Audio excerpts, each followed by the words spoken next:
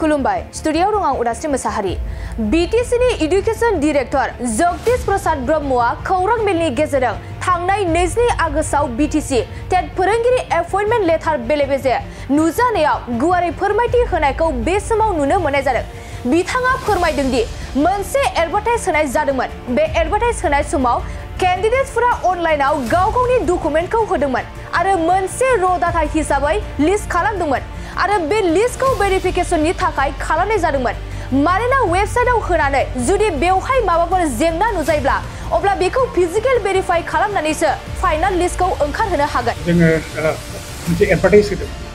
आरो बे एडभार्टाइजनि उनावहाय एडभार्टाइज होनाय समावहाय अनलाइन कैंडिडेटफ्रा गावनि डकुमेन्ट्सखौ होनानै होदोंमोन। दा बेवहाय जोङो मोनसे र' डाटा हिसाबै बिसोर जेखौ जोङो आपल'ड खालामदों बेखौनो जोङो मोनसे लिस्ट खालामदोंमोन आरो बे लिस्टखौ एक्चुअली जों भेरिफिकेशननि थाखाय खालामदों जे जिहेतुके जोङो बेखौ वेबसाइटआव होनांगौ। वेबसाइटआव होनानै जुदि जों नुबाय जे बेवहाय माबाफोर जुदि प्रब्लेम दङ अब्ला जों बे जिनिसखौ फिजिकेलि भेरिफाइ खालामनानैसो जोङो बिनि फाइनाल लिस्टखौ जों ओंखारहोनो हागोन।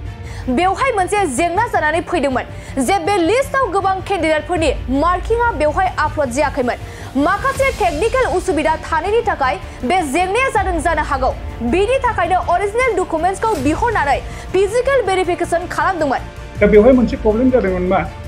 प्रब्लेमा जाहैबाय जे जोंनि बे लिस्टआवहाय गोबां कैंडिडेट्सफोरनि मार्किंआ बेवहाय आपल'ड जायाखै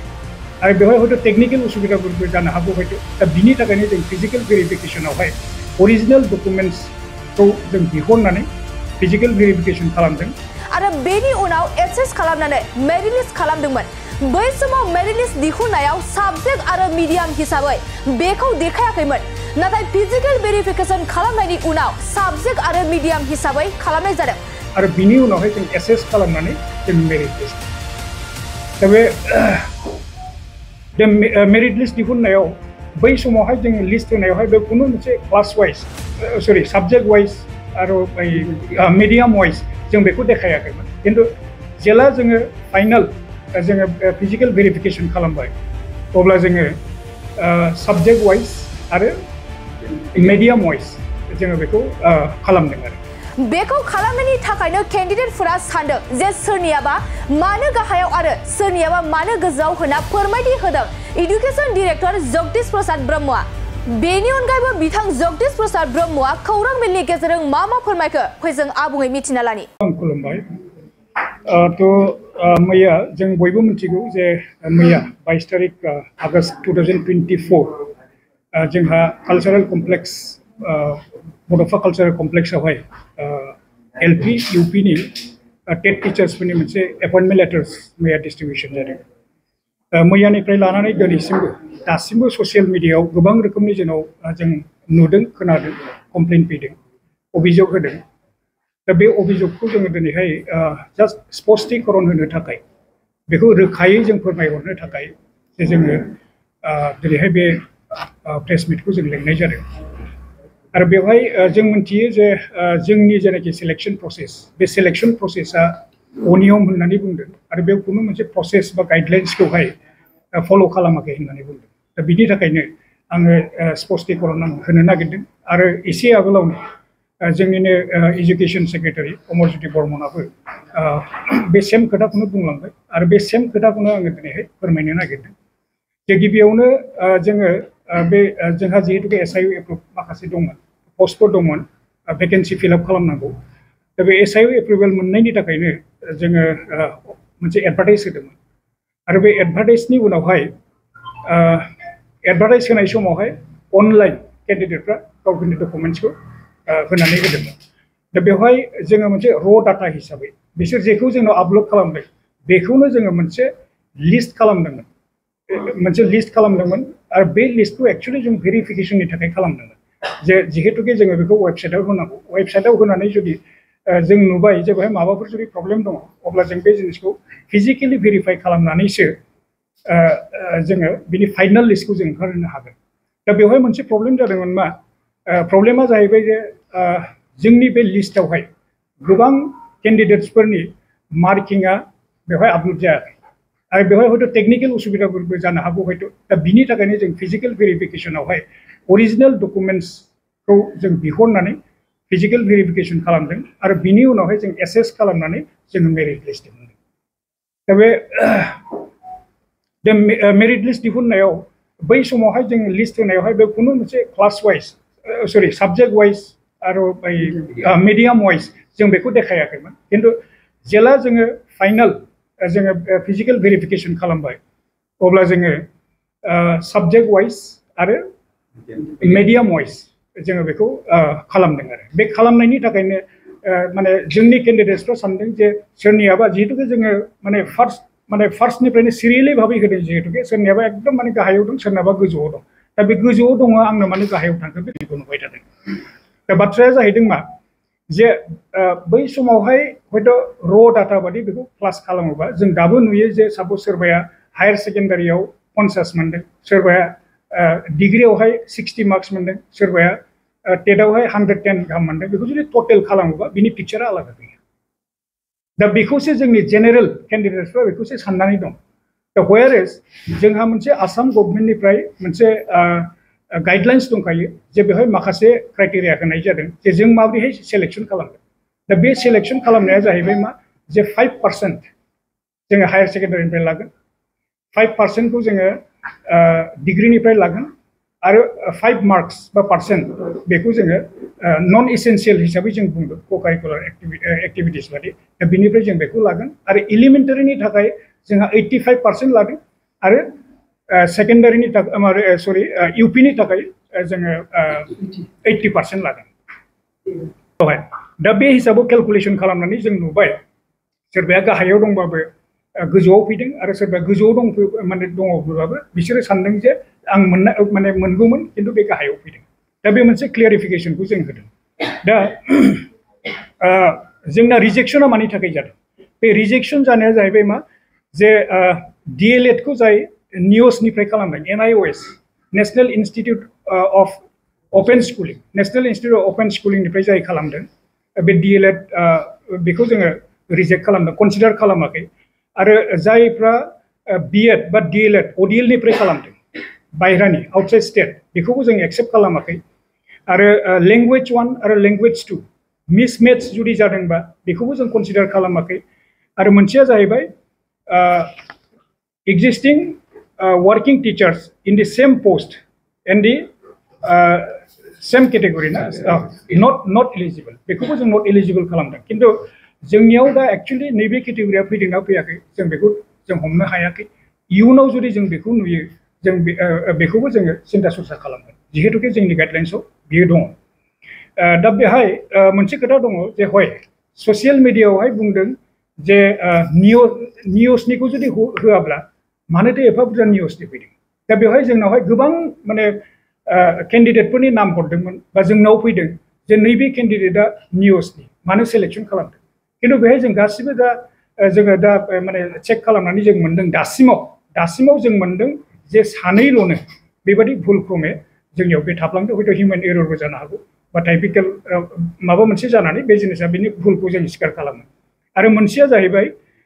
बे सानै केन्डिडेटनिया डाबल जानाय बेबो हयथ' जोंनि टाइपिं साइपिंआव हयथ' एसे प्रब्लेम जाबाय बेखौ जों अलरेडि रेक्टिफाइ खालामखाबाय बे दा बाथ्राया जाहैदों मा जे ससियेल मिडियाफोराव जेनाखि प्रब्लेम फैदों कुवेरि जेनाखि खालामदों बेवहाय मोनसेया दं जे माने none of the candidates selected who did higher secondary degree etc in regular mode किन्तु बिनि रिप्लाइखौ जों दा होगोन जे जोङो खुनु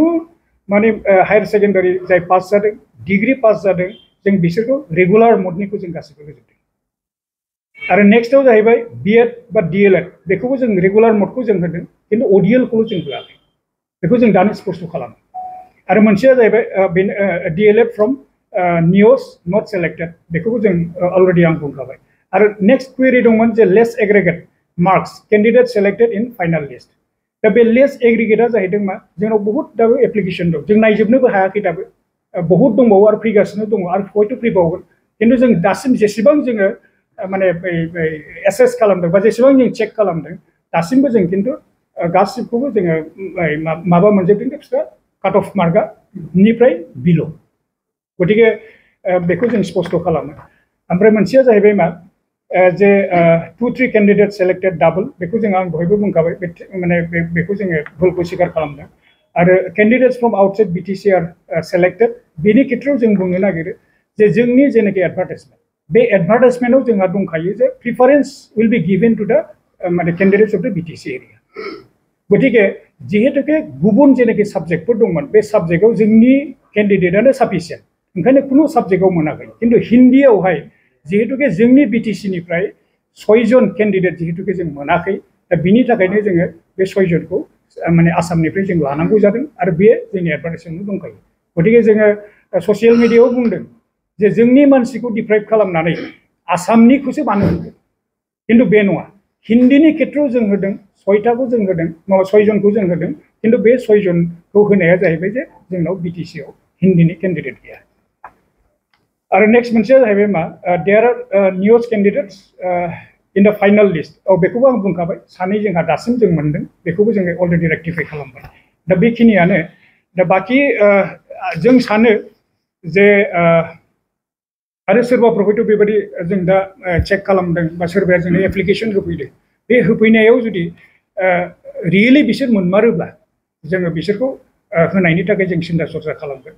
आरो प्लास आं बेखौबो रिक्वेस्ट खालामनो सानो जे ससियेल मिडियाआव होआलाबानो